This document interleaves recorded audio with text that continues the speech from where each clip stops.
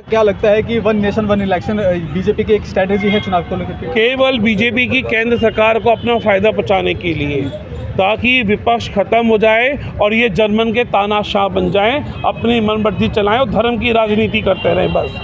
और देश के लोगों को मूर्ख बना करके अपनी राजनीति चलानी है इन्होंने। अच्छा, तो मुझे ऐसा नहीं लगता कि आपको अगर देश में अगर एक साथ ही चुनाव होगा तो उससे पैसा बचेगा? जो नेताओं के जो बड़े बड़े नेता हैं जिनकी ज़रूरत होती है तो वो उनका दिमाग भटका होता है, कभी इस राज्य में उस राज्य में, ये खत्म होगा? देखिए, अगर आप इस बात कह रहे हैं तो फिर अभी आज तारीख क्या साथी, आपको मैं बता 16 मार्च है, तो 7 चरणों में चुनाव क्यों? अगर केंद्र सरकार की मंशा ठीक होती तो एक ही चरण में करा लेते या 2 चरण में करा लेते। 1.5 महीने का टाइम क्यों लिया? पहले साल 7 चरणों में चुनाव हुआ, ये तब थी, आज से 365 दिन पहले की बात थी, और मई तक चुनाव ख़त्म कर दिए।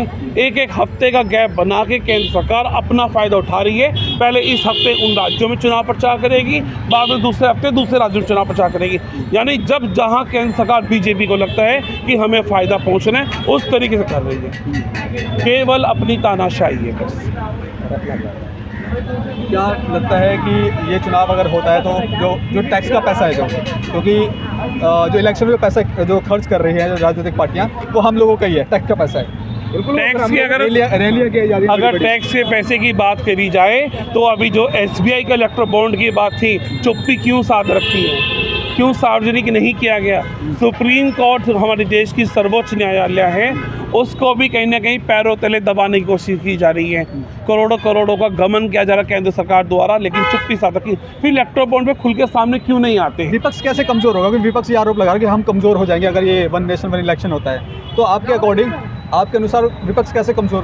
विपक्ष इसलिए कमज़ोर हो जाएगा, आज केंद्र सरकार पूरे देश में फैली पड़ी है, लेकिन आप एक चीज़ बताइए, एक टाइम में वो पूरे देश में कैसे प्रचार करेगी? अगर वन नेशन और वन इलेक्शन की बात करते हैं, दिल्ली में चुनाव सेम टाइम पर तमिलनाडु में भी है, प्रचार यहाँ पे करेंगे या वहाँ पर करेंगे? क्योंकि विपक्ष तो बहुत ही कम राज्यों में सिमट के रह गए हैं और बीजेपी चारों तरफ फैल गई है। वो अपने फ़ायदे का और बड़ा फ़ायदा पहुँचाने के लिए वन नेशन की बात कर रही है, जनता के टैक्स को बचाने की बात नहीं कर रही।